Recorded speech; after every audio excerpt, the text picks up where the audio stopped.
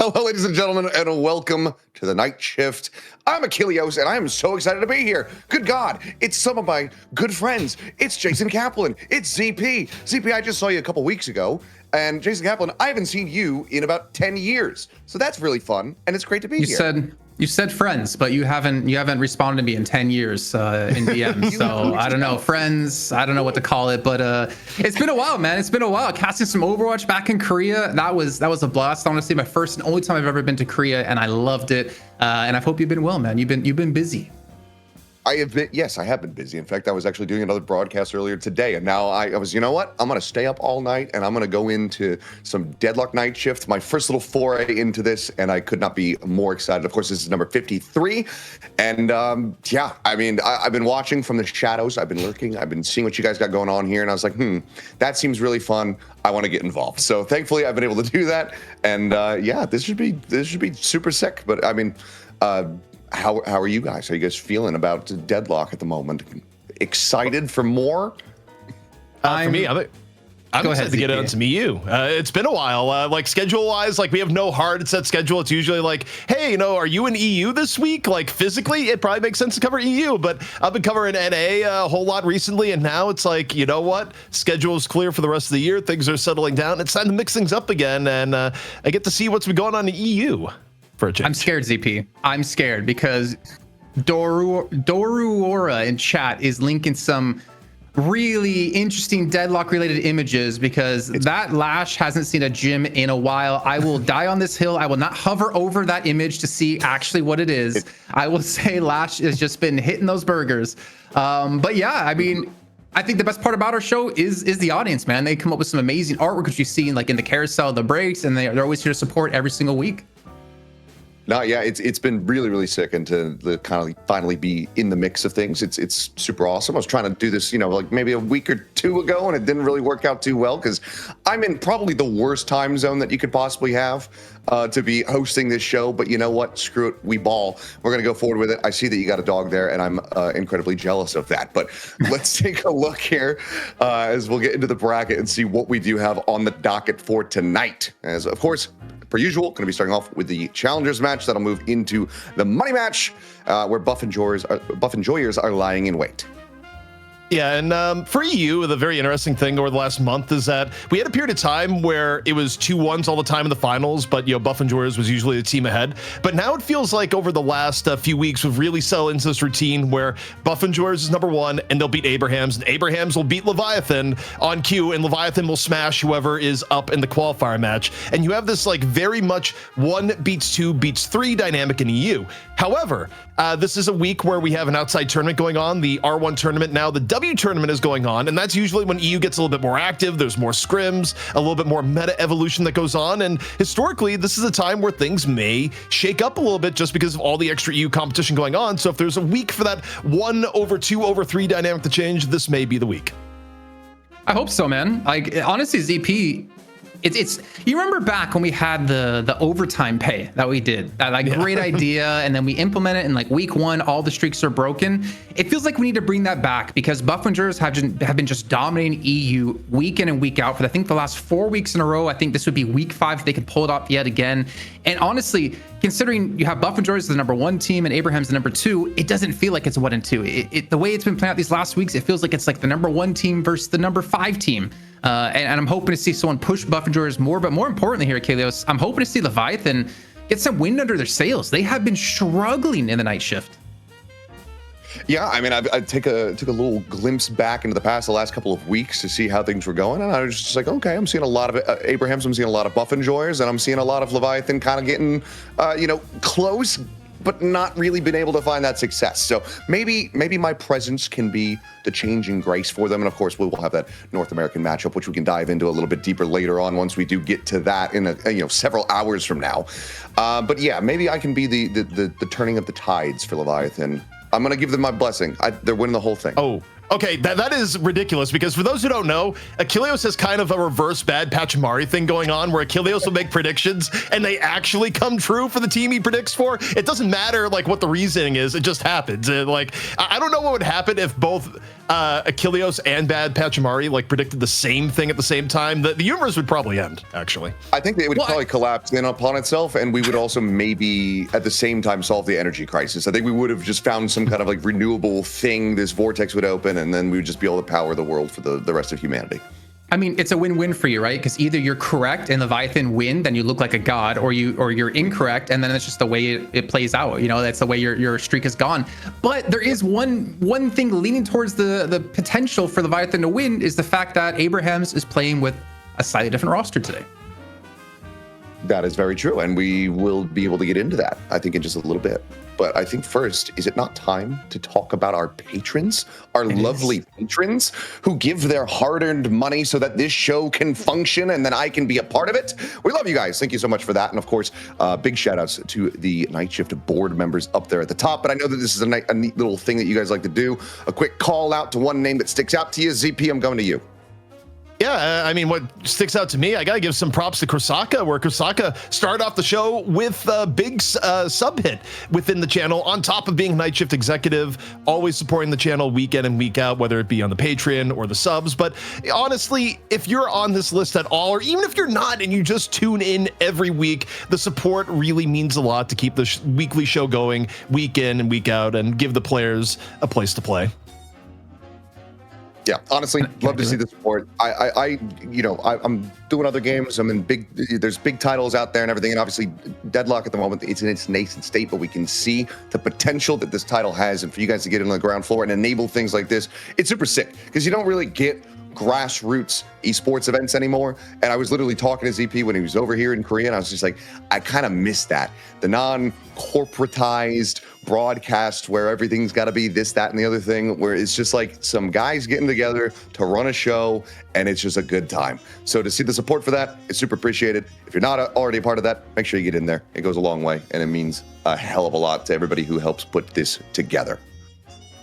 So big shout outs on that. I gotta do my and of course, if you do actually get that subscription, of course, we do have the I'm looking for the readout. Sorry. I'm juggling a million documents. I do apologize. But if you join the Patreon for the $5 tier, it gets you into the Graveyard Shift post show where we chat about the game, life, and all in between with a special guest. We'll see who that next guest is going to be. But once you get that pledge in, make sure that you link your Discord account so you get access to the Patreon only channels, and you can watch all of the VODs for all those episodes if you have missed them in the past. I just did Achilleos dirty. I just striked out that call out mid call out on him because that's an old call out that never got taken out of our run to show. My bad, Achilleos. But but actually, so that whole Graveyard Shift that we do post show has actually been moved to Thursday. So it's tomorrow at the exact same time as right now. You got ZP, you got Lightbringer. I think this week we got Jake +1 as well. So it might be a 4-man show finally for the first time this week. You guys need to make sure to check that out. And of course, you always have access to it over here on Twitch. But Achilleos, you were about to skip like me getting to give a shout out to someone, and I have to bring it back to that because I saw it and now I lost it. There it is, under the 10. I didn't see this one before. The $10 Night Shift Chief, 3rd place dog. It's a good name. It's a good name. I like it. But Achilleos, you have to be here first time on the show. You have to choose your honorary member, your honorary patron to call out. And who's it going to be? Okay, I did see one before. Oh yeah, yeah, whatever. We'll read it out. They paid good money for this. It's in the $25 shift manager, Jack's libido, because it's giving me Fight Club vibes. It's giving me that, when he's reading all of the journals in the dilapidated house, I am Jack's sense of humor, whatever, all that kind of stuff. It's giving me those vibes. Ed Norton was reading that off. So I'll give the shout out to Jack's libido. Hopefully it's strong. That's a good one. That's a good one, Achilleos. Like, Jack's libido, actually, funny enough, I don't know why I know this, moved to Korea. So unable to really watch the shows too often, but used to be one of our huge supporters, donating subs every single time. I think ZP gifted maybe 50 in one show, or was it 100 in one show, back a couple months ago. So I mean, Seth, you were nail on the head right there. But that's the perfect person to call out. I just know that's why Leviathan's gonna have a good time today. It's I'm in tune here. Everything is aligning, so I think that's gonna be a really big boon for them. But okay. patrons, we got the shout out of the way. I might have botched the delivery on the podcast, but you're there for the alley oop on that. Maybe it's a little bit of revenge for me not having any contact for the last 10 years. So I you know what, I'll take that on the chin. That's all good. But I think now we can start to take a look at the rosters, because you had mentioned that there is going to be a slight little change here, and that maybe that's going to be enough of a leg up for Leviathan. Yeah, and the interesting thing here is that it's not the most natural of subs. Where, I mean, don't get me wrong, a lot of the players that have been around for a long time, are more versatile than you might think. But Freemock is generally a player that's more frontline, and in fact, prior to the Shiv getting thrown into the dumpster, was partially, arguably, people would say, maybe a little bit of a Shiv one trick. I don't think he really was one trick, but hey, there's no reason not to play Shiv as much as possible back in the day. But the key here is that Tass is going to be gone today, and Freemock is coming in the sub. And for what Tass is brought to Abraham's over time from pick heroes, I think is really hard to replace. I think there's very few people that can play the pick role at a high level to where Tass can. And, even Freemock coming in the sub as an otherwise good player, those are big shoes to fill. In a role that I feel like has had more importance recently as far as draft, where you look at where heroes like Paradox and Bebop tend to get valued. So yeah, I think for Abraham's, while it even stymied them arguably a little bit in Tourney earlier today, the new form of R1, where they went up against, I believe it was Trash it was actually a team name, by the way. I'm not calling it Trash, but they're up against Team Trash, and it went the full 3. So Abraham's are a little bit hobbled without Taz. So yeah, I mean, we'll see how they adapt here on Night Shift. It's interesting though, ZP, because in the last weeks in EU as well, Tass has also been playing things like Celeste. He's played Holiday, obviously going back to the pick hero discussion. He's played even, I think, Drifter a few weeks ago as well. So yeah, I agree. I think it's hard to replace him, because Tass is definitely one of the best performers in this team, and definitely one of the most consistent performers. But can Freemock transition into the role he needs to play? Is Abraham's going to change the role or the way they play around Freemock? I think that's going to be really difficult to do for them, especially with not too many games under their belt. Yeah, I mean, having to make a last-second pivot, it's pretty rare across, I'd say, just about any game, especially when you're playing a team game like this, where you can very easily and quickly kind of mold around a last-second shift. So I think that, especially with a game like Deadlock, this could really alter things for Abraham's. Obviously, the entire team's still very skilled. So can they do it? Absolutely. Will they be able to? We'll have to just wait and see. I'm just looking at this and I'm just like, man, this is just about every single hero that I hate playing into in lane when I play Deadlock. So this is like my worst possible nightmare. Maybe on the Leviathan side, we'll have something a little bit better and something that I would actually like to play into. We'll have to just take a look and see what they got. No, it's not that much better.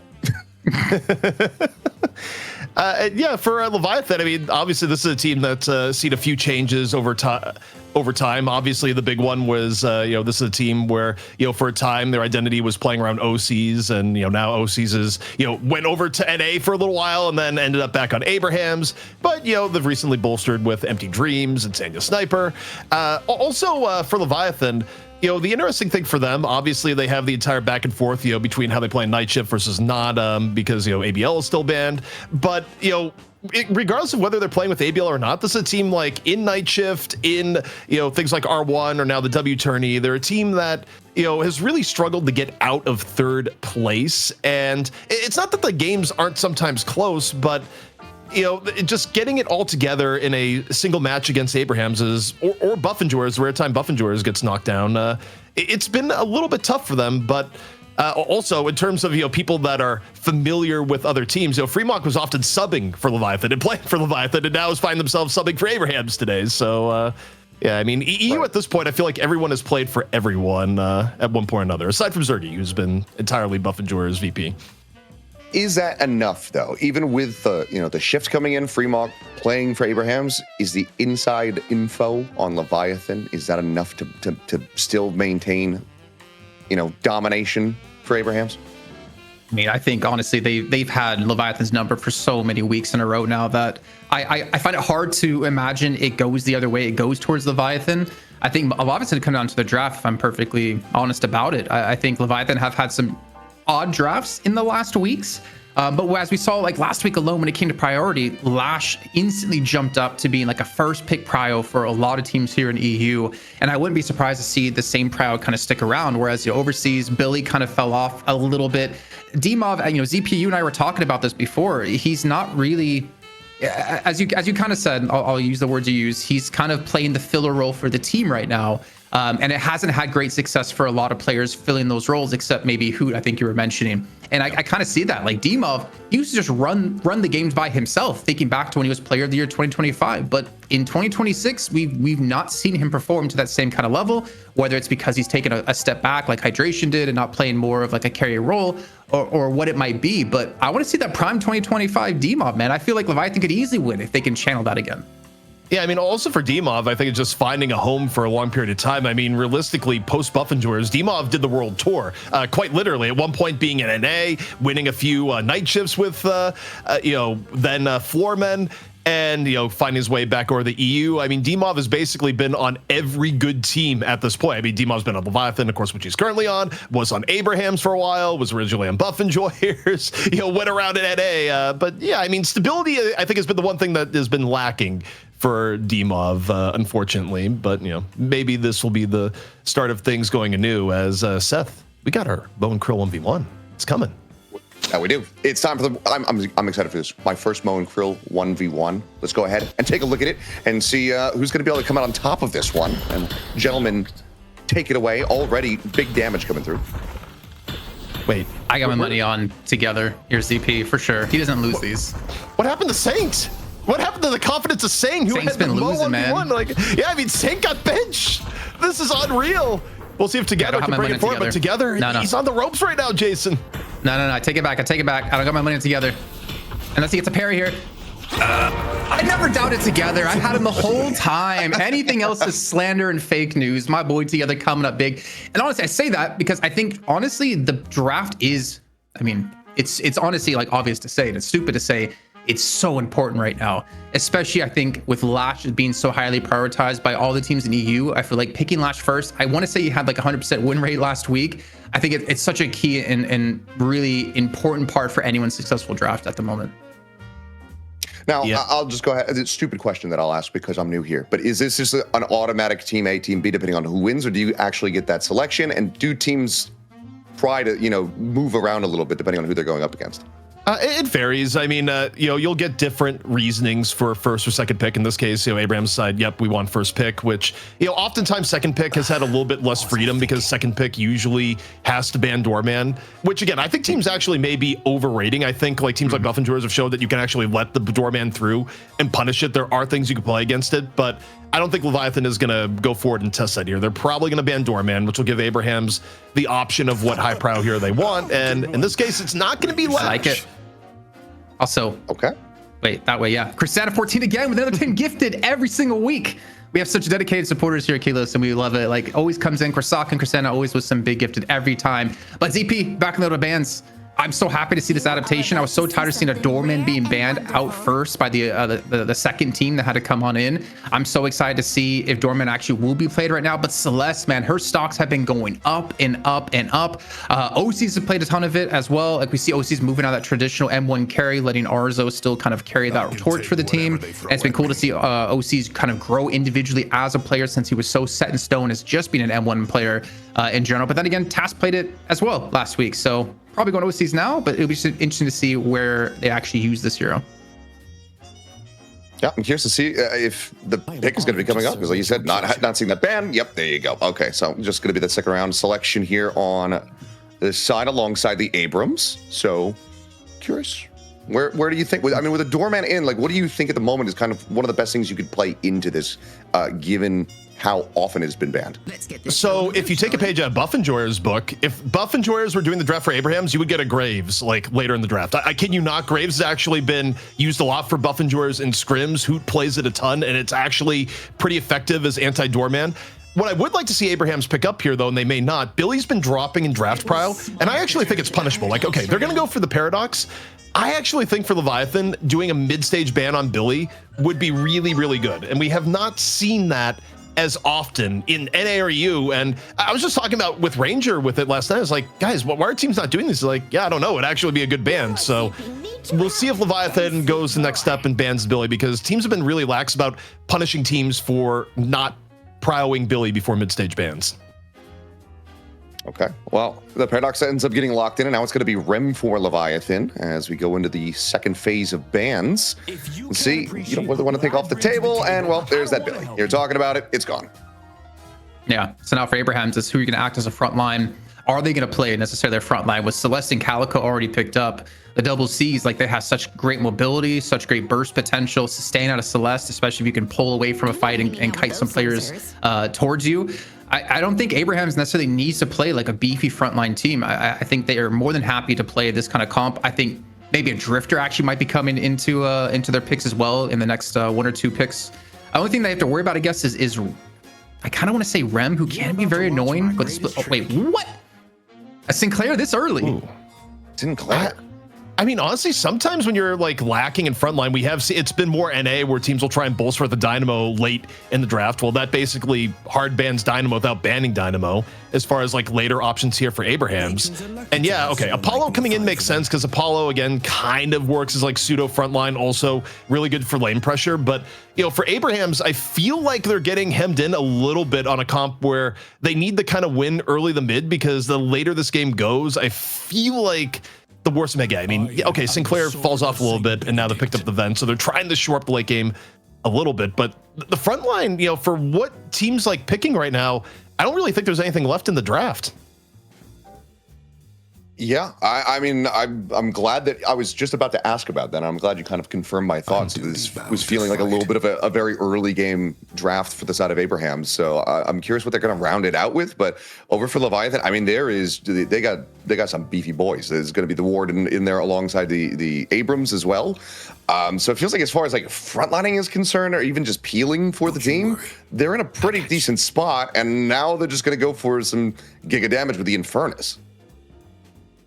I'm kind of sad to see them actually not have Billy themselves now with this kind of composition, something that can group them together a little bit better. But man, they have such a good comp to just kind of run at you with an Abrams, with a Ward and an Infernus mixed in with there, having a Sinclair being able to lock you down with the Rabbit Hex, and then Rem, of course, following up with the nap time.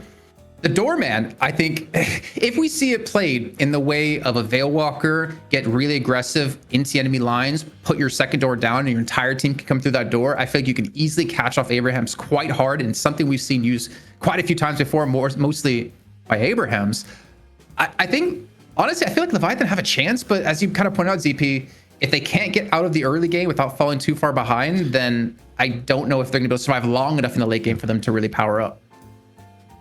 Yeah, I mean, as I look at this draft here, I mean, truthfully, I like the Leviathan draft more overall. I think the other problem that Abrahams is going to have here when I take a look at is that there's not really a lot to prevent Leviathan from just diving on Ven also. Like, you know, Ven, one of the weaknesses that you have in Ven, especially, you know, his movement has gotten hit over time, is that you can just kind of dive on Ven, especially if you have nothing to kind of act, you know, in front of him here.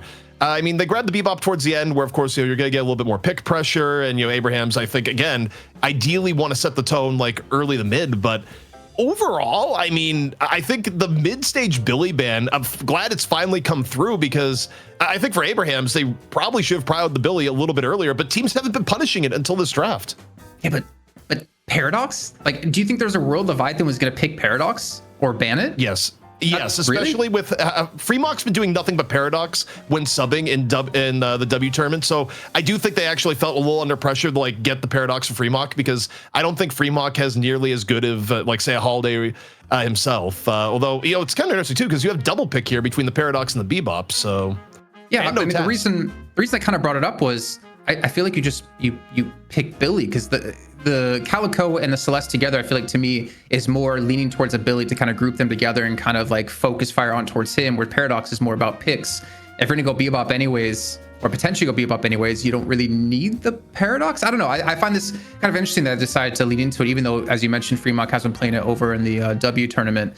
I feel like Billy would have been a better play, but maybe that's something they wise up to if they make it through to play against Buff Enjoyers, of picking Billy in top 3 instead of letting it go into the second stage bans. Well, ZP kind of laid his thoughts out there about, his opinion on the draft and who kind of won out in that regard. So, Jason, I'll press you. Like, are you still leaning Abrahams with this one, or do you think that Leviathan has some legs? Okay. Do I know who's like what team's on what side? Because I think that's always like a super important thing. Like if I were to say Leviathan, if it was swapped, I would probably lean towards Abrahams. But with the way it currently is, if I see teams, I still lean towards Abrahams here at the moment. I think they're just going to be a better team overall, and I think they're also a team that plays so much better when they play for early game instead of playing for late game. But I think they're just that much better than Leviathan anyways at the moment. So I always will lean towards Leviathan. If I ignore maybe like the teams, with how EU's played out, I'm still leaning towards the left-hand side, honestly. What's the magic number? What's the magic number on the timer that they have to hit, that they have to survive through without giving up a significant advantage for this comp to really activate and come alive for Leviathan?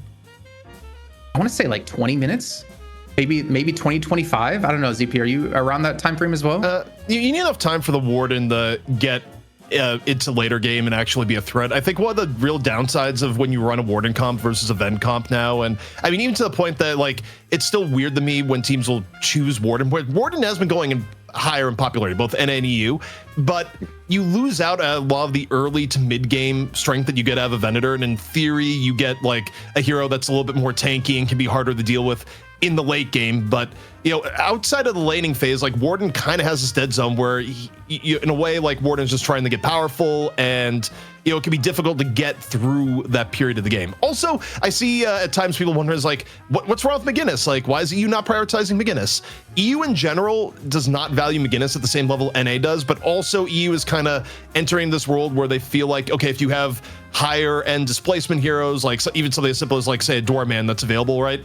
McGinnis gets less prioed overall. So that's kind of what we're seeing as to why like McGinnis may not be showing up here. But I think like buff enjoyers of the teams that you is a lot more likely to come in and be like, yeah, we'll play the McGinnis. I think as well, ZP, on the Warden note, is that I feel like in EU we're seeing a lot more teams have these 6-man skirmishes earlier in the game than we would typically see months and months ago. I feel like you need an M1 hero that you can bring in towards that mid game to be a part of your composition, to be a part of fighting, and then send them out to get farm when you're not looking to fight. I think like Venator versus Warden, Venator obviously way more. This I feel like why you don't see Wraith as well at all really being played, because she really needs to get super deep into the game, and then your team has to not be behind. But then running a Warden into a comp that just wants to fight and pull and go for picks like this with a Paradox and with a Bebop together, I just don't know if Sonya can get to that level of farm he needs to be, or if the rest of the team has the damage without him to contest this and to fight Abrahams. What's the first thing you need to see happen in the game that will give you the faith for Leviathan to close it out? Because I'm telling you, I'm calling it. It's going to happen. They got this one on the back. Maybe I shouldn't be biased. Maybe I shouldn't be throwing that out there as the host of the show. But you know what? I'm gonna back the underdog on this one. So what do you need to see happen? Let's say in the first like 10 minutes of this game to be like, wow, Leviathan's going to win this. I mean, I think for Leviathan, it's as simple as keeping things even, actually getting the late game. Things for their comp that actually are going to be really annoying for Abrahams to deal with is that, while Celeste has gone up in prowl because her survivability is way up with, the healing booster build that people have been using recently, Irizumi has like 2 outrageous targets on the rem as far as, team fights with both Abrams and Warden. Like, actually cutting through half of the Leviathan roster, if it's even, is going to be pretty difficult for Abrahams, especially as you get late game where, in particular, it could get like really ugly for Calico, if she doesn't have a good early mid game ramp. So, for Leviathan, they don't have to win early. You just need to not lose. Okay, well, let's see if they can manage to make that happen. Leviathan going to be trying to hold on, get into the late game, and then maybe get the upset victory here over Abrahams as we get ready to go into the challenger matchup to see who's going to be punching the ticket into that final of the evening here for EU. Gentlemen, I think it's just about that time for me to pass things over and let you take the reins. I'll get to sit back, watch some good Deadlock, study up, and then hopefully come back in on the back end of this one with some less stupid questions as I continue to educate myself on the pro scene of this game. Hey y'all, Jake here with a quick message before we get into the match. Sponsorships allow us to offer consistent cash prizes to our champions and a high quality broadcast for viewers every single week. So I hope you'll take a moment to watch this one. I'm happy to announce that Tracklock is now presenting our match VODs on YouTube. Take a look. Deadlock is a game where information matters, and the TrackLock app just got even better. Our newest update includes live damage tracking, allowing you to see how your damage stacks up against your team in real time, instead of waiting for the end of match screen. For a more detailed damage breakdown, you can adjust the time window, tracking total damage for the entire match, or filtering down to the past 1, 2, 5, or 10 minutes. And this is just the beginning, with more trackable metrics on the way. Your go-to companion for Deadlock, download the TrackLock app today. Use the link in the description to learn more about TrackLock's completely free Deadlock companion app. I use it, I enjoy it, and I think you might like it too. As always, thank you for watching The Night Shift and enjoy the show. In which I'm in the very nascent stages of. Without further ado, Jason, take it away. Well, ZP, welcome back to the EU side of things, man. It has been a while, but honestly, EU has been such a treat to watch. We've been having so many great games, even though, unfortunately for Leviathan, it hasn't worked out for them. Some of the individual plays have been like some of the best moments I'd say we had in Deadlock for sure this year, if potentially not the last 2 years, man. But what are you excited about seeing? Like any individual player looking towards I've really seen like how they performed today? I mean, I'm just excited to get back to what everyone knows EU Deadlock is about, which is the pause. Like, what a way to come back to casting EU, where I've been gone for about a month, where it's just like, it wouldn't be EU without a little bit of pause lock to kick things off. But no, I mean, for me, I'm excited to just see some of the individual play that we see here. In particular, I think to, Abrahams, even though they're not running a normal frontliner, together is always a joy to watch, especially when together gets ahead of a game. The fact that Sherrick is back in competition, where Sherrick was gone for a very long period of time. And, Sherrick now back after a long hiatus. I get to follow OCs back into EU, where OCs, of course, had a really good run in NA for a while. And, finally said, you know what, the ping's maybe not for me, comes back to EU, and now gets to play a bit of Celeste. So, yeah, I mean, as far as the Abraham side goes, a lot of cool things to watch. And also, I mean, seeing Freemock stretch his wings a little bit off the front line into pick.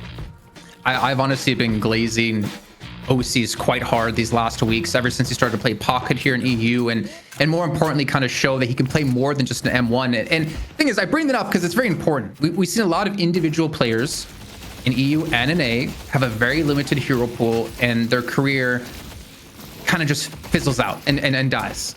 But OCs, I feel like, realizes the importance of just not playing only M1s. He needs to kind of flex his pool. He needs to show he can play a couple different roles to make him valuable. And with the way Deadlock's going, man, with content patches coming right around the corner, massive patches, all those rumors and stuff.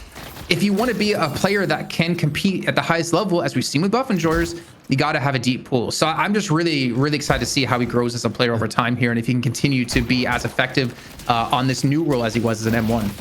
Yeah, I mean, OCs has come a long way from the days of, OCs in the game, I guess we're going to be seeing OCs play Mirage or Mina, and you'd be right most of the time. But, things have certainly changed up. But taking a look at the lane here, in terms of hellacious lanes to deal with, a Sinclair Doorman lane has to be near the top. This is, barring landing a really good hook, this is trouble for Arzo and Saint, because the actual poke that you're going to get from this lane, again, without a hero hook and execution, you're going to get pushed down on Guardian pretty quick. Yeah, I was hoping to actually see Arzo, or maybe like one of them, pick up some monster rounds to shove this lane out a little bit quicker, as we're seeing constantly Leviathan shove as much as they possibly can to keep him under that tower, look for an early damage, and a gut shot will eventually connect here on towards onto Doorman here, onto D-Mov.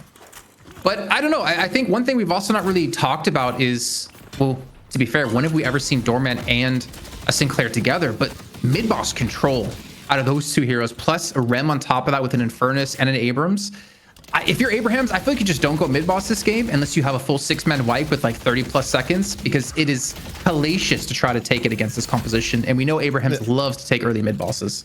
I was talking with Lightbringer, and that's also what Lightbringer really attributes part of the rise to Abrams to, also, is the fact that if you get early level 3 on your ultimate as Abrams, once you get to around like 19 minutes in the game, you only need like one pick, and you actually use Abrams ult to help secure rejuves. So Abrams is definitely being used a lot in comp prio of get Abrams, and as a result, like really look for mid-boss win conditions earlier than you would with other heroes. In a way, it's kind of similar to how people used to prio Yamato and use Shao transformation for that before people all kind of collectively decided, nah, Yamato's not good enough to actually draft right now.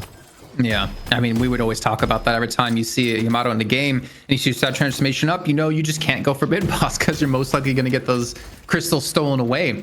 But not too much action off the get-go here so far. We haven't seen any rotations come out of Shark just yet on the right-hand side, but him and together with Apollo and a Calico is going to be disgusting. Also, Jellyfisher, I did say I would call you a beautiful person if you did sub, so there you go.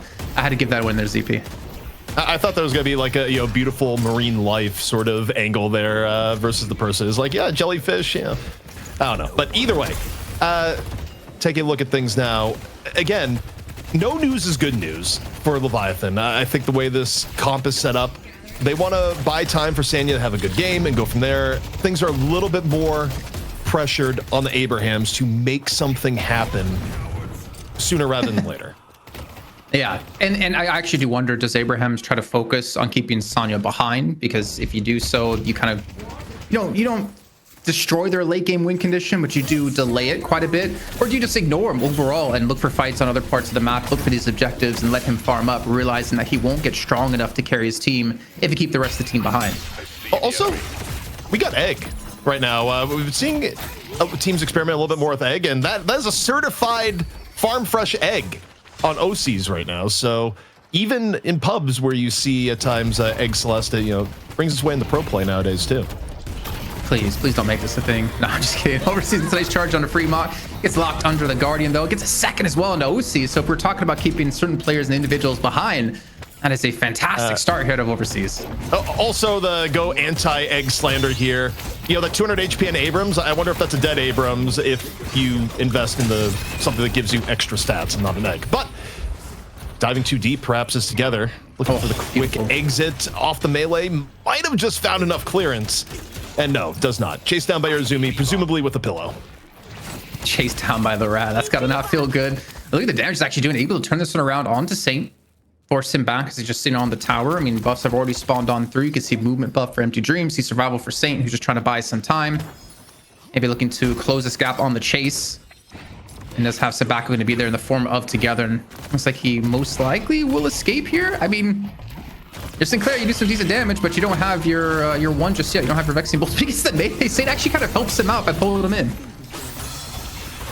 Ultimate copy in, gone. Cannot actually Tani Losan out. Pretty close, but not quite enough. Still got the chase down, so can't be too unhappy about that. But yeah, for Leviathan, this has been a pretty phenomenally good start here so far. And maybe about to be getting even better. Fremont, the charge from behind, 150 HP, desperately trying to get away. And no, Overseas is going to shut it right down. Did they remove the move speed on Kinetic Carbine? No. I feel like if he popped it there, he probably could have stopped Overseas and probably would have been able to get away. I mean, maybe like the cooldowns were bugged on our side. Maybe I'm wrong. But I didn't really think he was actually going to die from that one. I thought he was going to be able to most likely escape it, but I guess you can't escape the big blue man at 5.4k souls, leading the lobby right now. Has 3 kills as well. He's becoming a blue menace at the moment. He's even rotating around towards that middle lane. I mean, this is a scary part about a fed Abrams early on, is that you start breaking with conceptions of, oh, what can an Abrams do at this point in the game? Well, at 5.4k, actually quite a bit. I highly doubt Fremont thought he was in danger there. And it's just, by the time Fremont registered the danger, it's like, oh, I guess I'm just dead. But we do see Abrahams trying to do a little bit rotation-wise. Cherikov on a box run.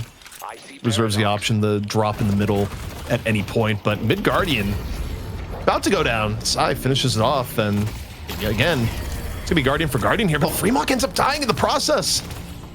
All right, Achilles. So, what tarot card did you pull today? What is happening at the moment? Leviathan up 6k, 7 minutes in. I got a gift. I have a gift. Address him by his true name when he's in prediction mode. He's a senator, and it's not. Sometimes it's a corrupt senator, but either way, the senator's predictions hard to disagree with. It's so funny because Leviathan are taking Guardians, they're taking fights early, even though they're more oriented towards the late game. They're really trying to use this power spike Overseas has of those kills in lane to carry them through and kind of take that window of time that they need and almost cut it in half at this point, as Fremont's able to finally get one kill for himself, able to take down Sai. I expected Abrahams to be the ones to get aggressive, but they're honestly on the back foot. 7k difference here, almost 8 minutes in, ZP. This is not looking too good for Abrahams. Also a comp, again, that they're running without any true traditional frontliner, I mean, it's going to make it difficult to position some of these fights. Leviathan, their win condition positioning for a lot of these upcoming fights is just walk at Abrahams. It's Abrahams that has to actually do equations and figure out proper ways of dealing with it. Where, meanwhile, you got Overseas at 7.4K on the other side that, effectively is kind of approaching server admin status for an Abrams at this point in the game. Yeah, I want to take a look at player damage done so far when we have some time here, just to see if Overseas has really been bringing the pain or just been cleaning up kills. But either way, it's been working out well. So you do see the Sinners being invaded on here. Trying to actually contest this one quite heavily. And I mean, with Overseas there, I wouldn't really want to go into this one, especially if you're OCs who just gets barely high enough to get on top of the roof and look to escape. That's scary though. Clone Shining Wonder that came out there that nearly put OCs down. But I mean, this is one of the benefits you get from Doorman is that, not only are you ahead in this case, but you can use Door for some really safe Sinner invades. It hits 8 minutes, you go for enemy doubles, and it's pretty difficult to contest when you're already behind at this stage in the game. And Leviathan's doing everything they need to do to just continue to press their advantage. And, you think about the setup here, Leviathan's late game is better too. I mean, this is pretty tragic for Abrahams. They're in way more danger than you might think just looking at the score right now.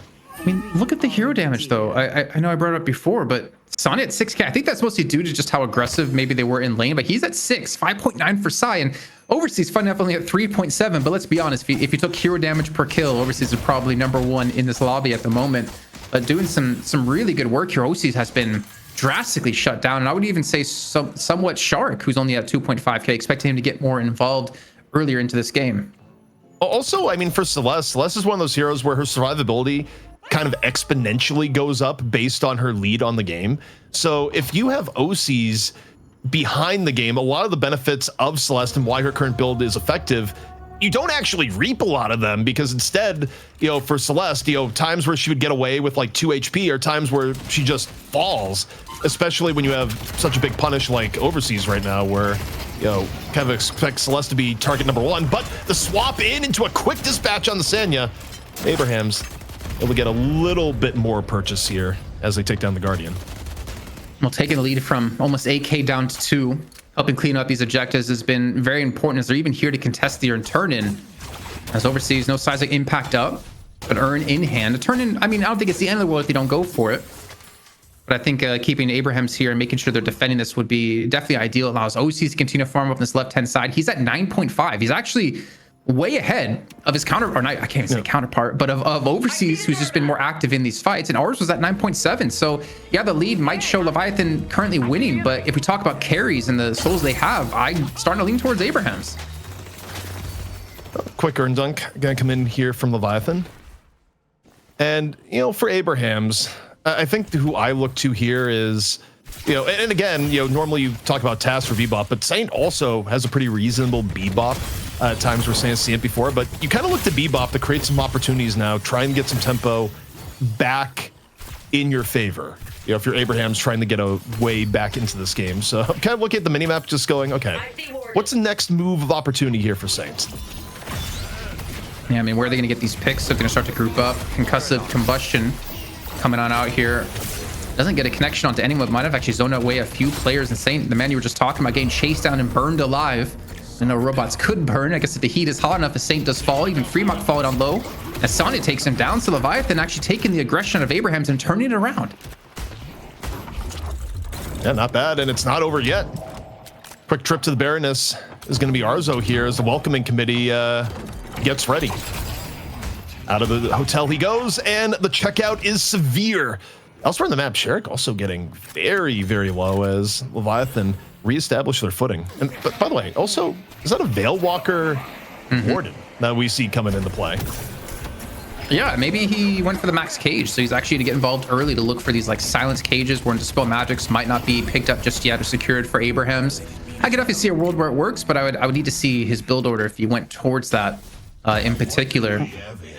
Well, the interesting thing is there is a speculation that you might be seeing Veil Walker get used more than just pick heroes, where, but by the way, the egg is still yet to be popped open here by OCs. This is the long game, which again, you'll see a lot more in pubs, and okay, now it's been popped, right? On cue.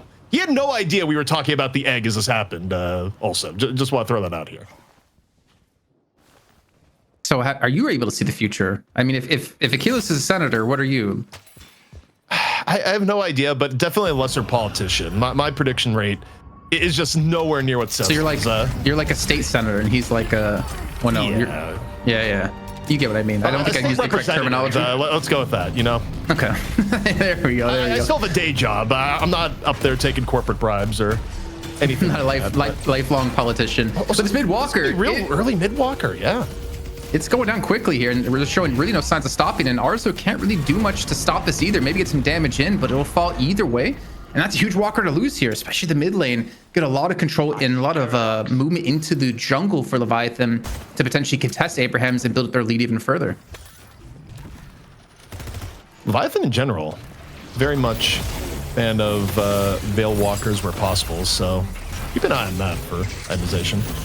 But elsewhere, we got defense here on the right walker, where even if it's a walker for walker trade, before it's all said and done, you take mid over right, but Sanya able to punish Fremog. Okay, so he did go Cage Max, and he went a Chemical Frost Max. So yeah, I can understand this Veil Walker if he's looking for catches. If we can maybe do an item check for Abrahams here to actually see if they have Dispel Magics. If they don't, this is like the perfect opportunity to play more of like a early to mid game Warden with the surprise factor of that Cage. Yeah, I mean, playing against Cage before Dispel Magics get bombed it's pretty frustrating. Like, there is a window where getting hit by Cage feels really bad. And also, in terms of taxing, like, yes, Dispel Magic is one of the most bought items anyways, but you feel more pressure to grab Dispel Magic when dealing with Cage. So, for Sanya's kind of avoiding some of the stereotypical ramp up for Warden and, playing a build that does give more contribution early on. Making an early mid game Warden. Never thought I would hear that day, but it's working out well for him at 15k souls. And look at Overseas, with the strong start he had, it is very hard to take this blue man down. He's got Rim off to the side to make sure to heal him up. It's got Warden there as well. So Sanya, I mean, they can easily take this fight with the amount of players they currently have, and even looking for the door, maybe looking for another angle of attack, because the next urn will spawn in with a 10k lead. Leviathan have the control. And for Leviathan, I mean, this has gone brilliantly for them. I think this is pretty much the exact opposite where Abrahams envisioned themselves being. And, the later this goes, especially with Leviathan getting a lead, getting higher value out of Apollo and Calico starts becoming a little bit more of a problem. And again, for a lot of these fights, I just come back to the fact comp-wise, they don't have a traditional frontliner. So the positioning is going to be really difficult here, Jason, especially as we start considering how a mid-boss fight is going to look, where you have things like Rabbit Hex on top of having Abrams, on top of having Doorman. Like, the mid-fight for Leviathan is so much better than Abraham's. It is unreal. Yeah, and I think this is maybe the next go here for Leviathan. Little stolen return to Shadows just to make sure the side does survive. Even Empty Dreams up to 17k. Like, we were originally talking about, OCs and Arzo were really getting fed, looking like Abraham's, the discrepancy they had in souls wasn't that big of a deal, but it's quickly turned back around in Leviathan's favor. With Overseas up there as well. I mean, this is a very dangerous team. Can you actually get a golden statue buff check-in when we have a sec? I'm curious, how much has Iruzumi been able to steal away? So I think that's going to be really important to really see the true power levels of these teams. Well, quick swap on the Sanya. Into a gank attempt here. 2-on-1, and nowhere for Sanya to go. Enough damage there between the Paradox and the Celeste. However, Overseas comes on in, trying to make it at least not bloodless. Don't know if enough support is going to be there for Overseas, though. Elsewhere on the map, Empty Dreams eats a hook and ends up falling. So 2 pickoffs, 2 different locations on the map, giving Abrahams a little bit more life and potentially this Walker. Yeah, I think this would be relatively easy for a take for OCs. Really not much Overseas can do unless he has like Phantom Strike to dislodge OCs away. They do get themselves a Walker and Iradomini. Over on Iruzumi, he dodges away from 2 of the shots, and potentially a 3rd. All right, he does finally get the connection. Jason, the effortlessness of that first dodge is really funny to me, where I'm just like, I'm gonna go hide in the corner now. And it actually worked for a time. Not enough to actually escape permanent death, but his greed sickens me, Jason. Yeah, I mean, I know how you feel about Ramsey P. Don't you worry. This is kind of crazy. 31 pickups so far. I resume. I would love for us to have the ability to like break this down to how many of those were taken from enemy sinners, but I don't know if that's even like in the API to be pulled whatsoever. But it'd be interesting to see like the effectiveness of Rem via Golden Statue of Stolen as a charge comes through, gets connects onto OCs. But again, OCs, look how tanky, look how he has Radiant Regeneration as well. So the longer the fights go on, the better chance he's going to survive. As a Shining Wonder is just bouncing constantly. Sane is just lucky to be alive. Yeah, I mean, the clone Shining Wonder there was doing ridiculous work. It wasn't even on screen. You just look at the UI and you see, wait, everyone's HP is going down. Psy with a great clone. The fight continuing, the chase down to get together a little bit later. This started as an attempt for Overseas and might turn into the first mid-boss of the game for Leviathan, able to turn the fight back around. And as a result of Psy hitting what was a really big Shining Wonder, now Abraham's feeling pressure to contest. Calco gonna come on in, quick return the Shadow. Still healthy as Leviathan. And Overseas hanging on to the ult. Seismic Slam gonna come on down for the secure. One rejuve already gone in favor of Abraham's. 2 for Leviathan before it's all said and done. And Leviathan well poised to clean everything up. Yeah, I don't really see Leviathan losing out on too much here. Taking out 2 kills. Coming out with 2 rejuves and taking away the 1 from Saint. Oh, he does get Hyperline, and that should be... I don't know what I was going to say. Something circus related, but she's not animals, so I don't know what to say. But Celeste is down, OC's falls. And, well, only 1 rejuve left for Leviathan, but they still get themselves the 4 kills. What a sequence of events for Psy there. Getting the final pick off, getting the Shining Wonder that got people low enough to actually get the pick that led into mid-boss. I feel like if you were to go and watch Psy's point of view for the last 2 or 3 minutes, you'd be like, okay, this is an unreal amount of work being done by Sinclair. And as a result, Leviathan, they still get away, Jason, with 1 rejuve and this Rift. We'll see how big of a contest comes in now. Yeah, I'm surprised if they're contesting it at this point. I assume you let Abrahams take it, then you go for the refight off the back of that. Sonya's going to be heading over to the fight as he transports on over. And use these doors to extra shields is very important too. Looking at Overseas in particular, gets for the charge on a free mock away. Saint's going to fall already. It looks like they are poisoning for this control, and I don't really know if Abrahams can get into this to fight it. Maybe they can just kind of neutralize it, but they're going to lose quite a few players for it.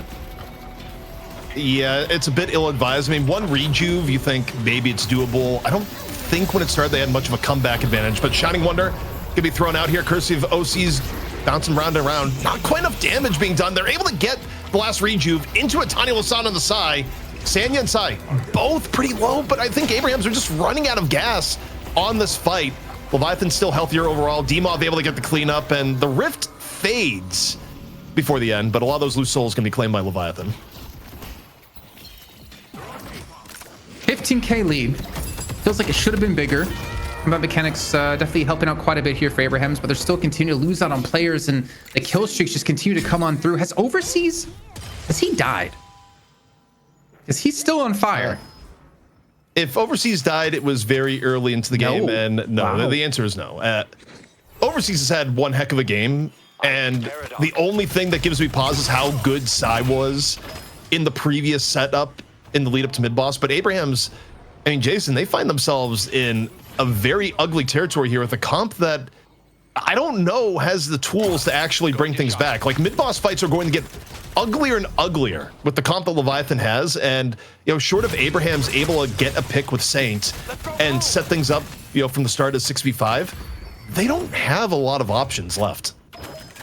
I think there's a lot of pressure on Saint to hit very crucial hooks. I think you pull an Overseas, he's going to be happy with that. You pull an Empty Dreams, I feel like he could be okay with it. I think Irizumi and Saint in particular are playing such an important role. Saint has to hit hooks onto like Irizumi or to Psy or to D-Mob. Obviously, they're very mobile and can get around. But Irizumi, like the Guardian Ward picked up, the amount of healing he can do as well with tag-along. Even if you do get a hook onto someone, is it going to be enough damage to kill them? And the way things are going, I'm not quite sure at the moment because this lead is just growing even further. Hunter's Aura picked up. Resto Locket also picked up here for Overseas. Spirit, he's going for Phantom Strike next. Like, even if you don't want to fight this big blue man, he's going to take the fight towards you.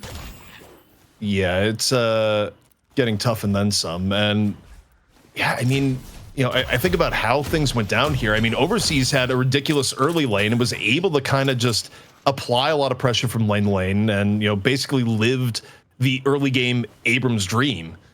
And also, can we hit tab to look at the Veil Walkers? Because I think we're at 3, if not 4, overall for Leviathan. They're definitely going on the philosophy is that it doesn't matter what role you're in, you know, nearly everyone grab Veil Walker. Yeah. Okay, that's 3. Side Dima of Sonya. Okay, so it's looking, is that 3 or?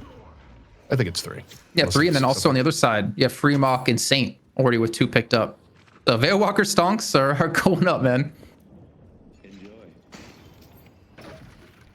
Been a big part of Leviathan able to apply pressure for the heroes that have actually picked it up. And like, oddly enough, I think it's helped Sanya's survivability more than expected. But quick Phantom Strike into an even quicker dispatch right now on the Freemock, able to swap the buy a little bit more time. And wait, does Freemock actually get out post swap?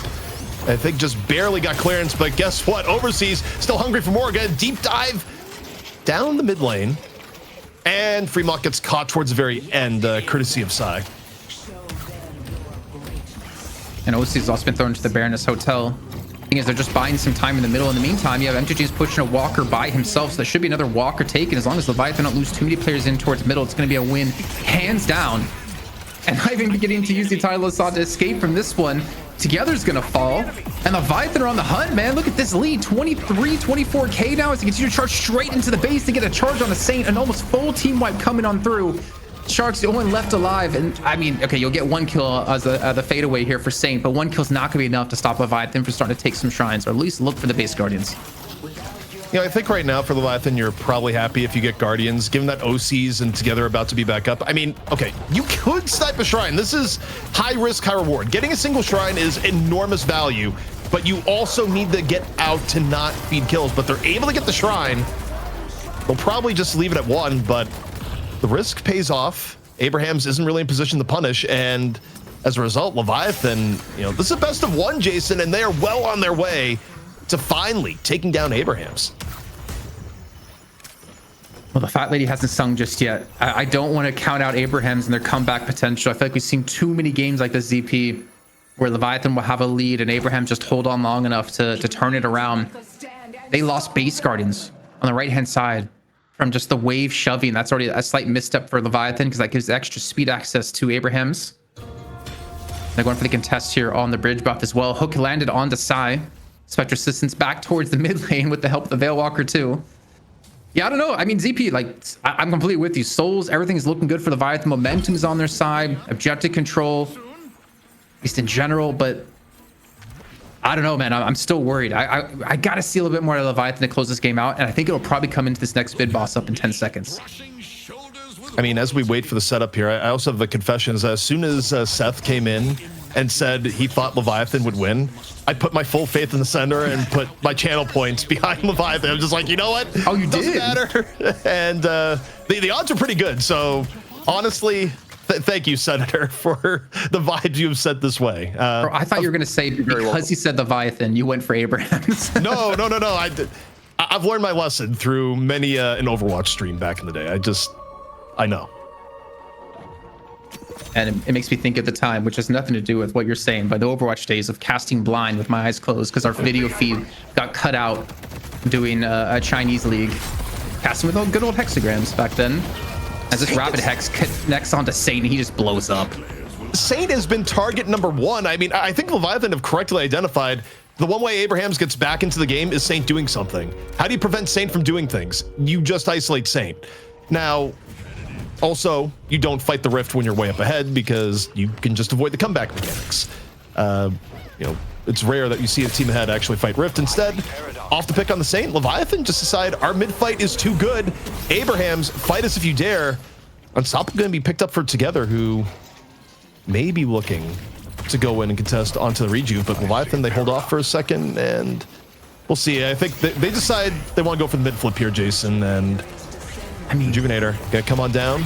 Overseas, early seismic slam, full secure onto the point. Is the Unstoppable from Together gonna be enough? He's able to get 1 Rejuve crystal. Overseas though, grabs the other 2. The Rejuve already burned for Abrahams, and Leviathan now out to fight the clone onto the Erdomini as we see Psy getting into it through the door. I honestly didn't expect them to commit towards that mid boss when you have Rem there to just heal up constantly the entire team. The mid boss damage would not matter.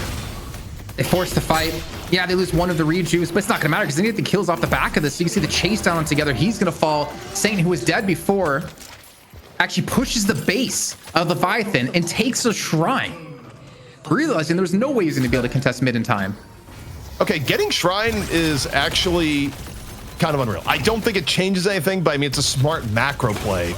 At the very least, it'll try and even things up because being down a shrine to the other team having both is one of the most wild advantages you can have in the game. But for Leviathan, they still got 2 Rejuvenators. They're going to get the second Shrine down here for Abrahams and very quickly dispatch the first stage Patron. They're going to close the game out, though. Get a back off from this one. Still two. Wow, I feel like I had a stroke there. Still 2 rejuves left to go for Leviathan and 4 people on kill streaks. They've got a 30k lead and can easily go for a refight off the back of this, too. I mean, they have... I would maybe not enough ultimates, but enough to look for a catch as they're just clearing away some of the jungle here.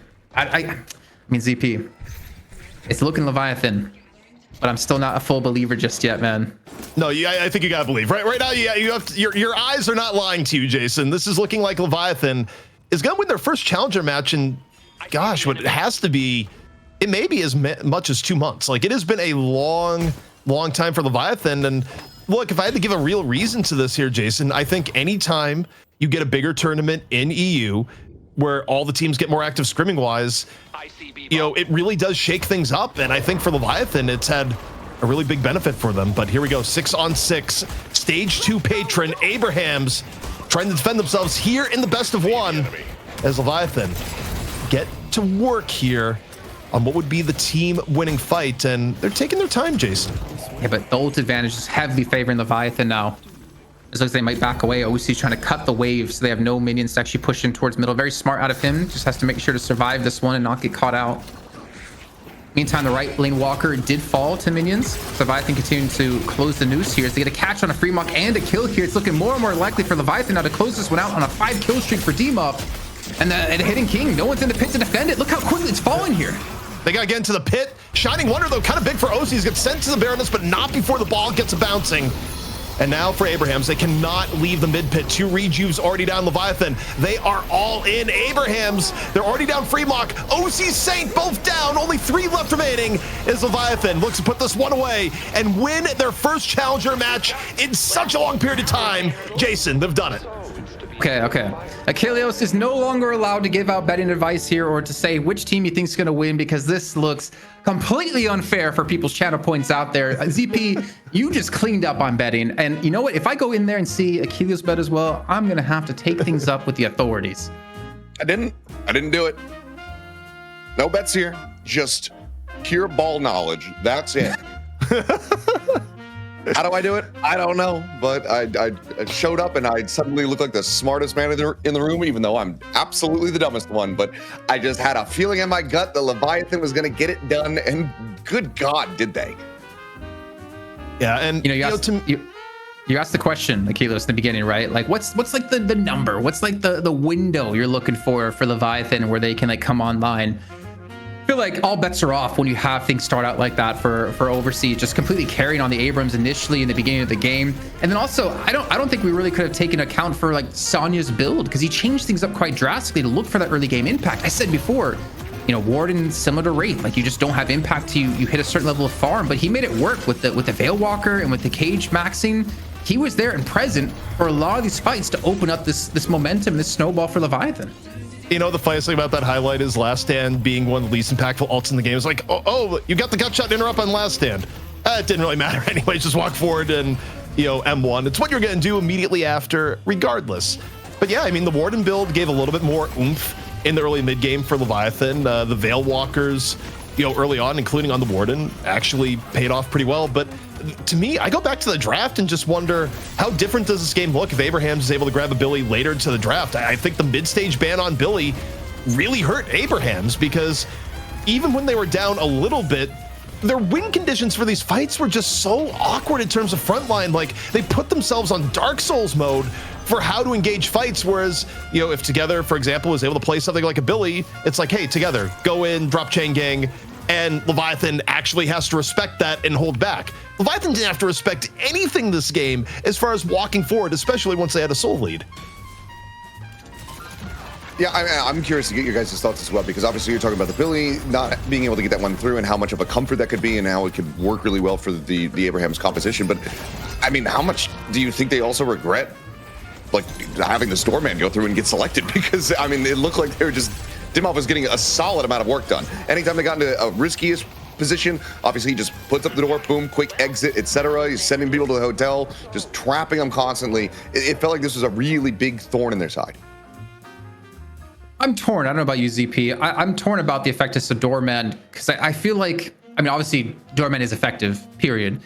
But having overseas get to that level of farm and to that level of ahead in the beginning of the game, I feel like took that, like I said before, it made that window much shorter for the effectiveness of other heroes to come online. But he was able to play around these doors so well because of how inherently tanky he was and how easily he was able for him to play with his food, like constantly going through doors, looking for charges, phantom striking on in.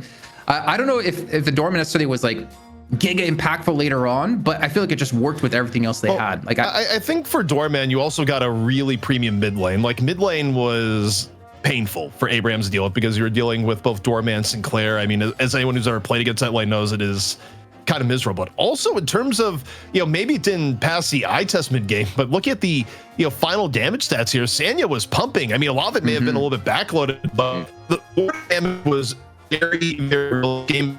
Pop run where Zuni short good between he's staying the thing all for Abraham where it's not particularly tanky on the front line, but you also have overseas and Sanya getting ridiculous heals all the while. Again, I think the Abraham's win conditions for a lot of these fights were actually like absurdly narrow. ZP, you might have to give us a quick little recap of what you said there because you were robot or 90%. We had no idea what the hell you just said for like the last 25 seconds, but I'm sure it was really good. So if you want to give us a TLDR, feel free to come back over it. TLDR, Rem did real well with a front line that was already way tankier than what Abrahams was able to run. So like Abrahams, they weren't running a front line to begin with really. And then you also have overseas and Sanya copping massive heals from Irizumi the entire game. It was brutal for Abrahams to actually get a foothold in some of these fights. Yeah, this really did feel like they just kind of needed a little bit more beef on that team because every time there was a pick coming through, I mean, people just evaporated. They disappeared from existence. I mean, granted, that can happen even if you are playing somebody who's a little bit more tanky, but and Leviathan was really far ahead, but they had no way to really stem the tide here. So that was just overall pretty brutal. But it's time to go ahead and take a look. I think I know which way this is probably going to go, but the MVP of this series, it's going to be overseas with the Abrams. Just a great performance, just a one death, and then after that was basically just unkillable the whole rest of the game. They kept trying, but they couldn't really even get close. I feel like ZP, we have to go back and ask the question that you asked when we saw the first double kill come in lane. If overseas didn't have Egg there and they get the kill on overseas, would he have been able to dominate like he did? And I mean, I don't have an answer for that. I'm not 100% sure he would have. I think I don't think you have as dominant of a lane with OCs grabbing a non-egg item. Like OCs was playing for later in the game, and I think it's a gamble that quite clearly didn't pay off given what OCs was able to do in lane. And yeah, I mean, we had the perfect highlight there where it's like, okay, OCs lives with 200 HP. Does a non-egged OCs with an item that actually gives you stats as opposed to taking them away, does that actually change that dynamic of that interaction? And the answer is probably yes. So yeah, if you get into the nitty gritty of it and you're going like things that could have went better, well, maybe don't egg in this instance.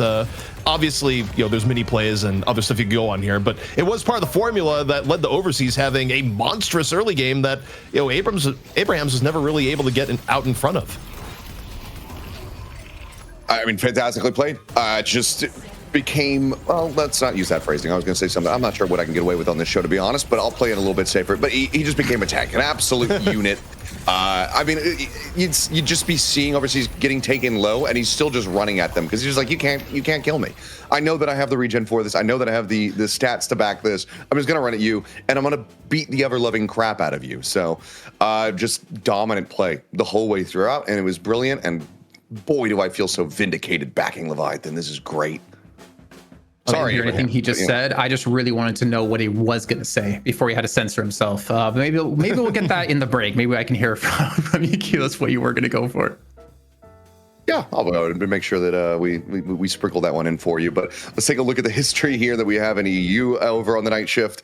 As I mean, you mentioned it, ZP. Let's kind of spill back through. When's the last time that Leviathan was able to get a win all the way through? Looks like it's number 40, low key W. 41. Oh yeah, No, well, they that's won where they 40. won in 40. But in terms of the last time they were like beyond the challenger match was 41, and that's where But they that were was- defending. That was a broken and beaten down LKW. Like, come on, you know, that's not the same team we're seeing now with Buff and Jors. I think that was maybe around the time like Zergy just joined and was struggling to like find his footing. Yes, no, that's exactly when it was. That was when Zergy joined, and like Loki W looked terrible because Zergy had the adaptation period. Where, you know, to Zergy's credit, Zergy eventually bounced back, but there was a period of time going, it's like, okay, guys, why did we get rid of Empty Dreams? Like, why did we bring on Zergy? Like, we look terrible right now. But they had faith in the Floppa, and the faith was later rewarded. But yeah, for Leviathan, I mean, I was saying about 2 months. It actually goes a little bit beyond 2 months. It's closer to, I think it's more like 3. I mean, yeah, it spills all the way back. This is well before my time and me, you know, paying attention.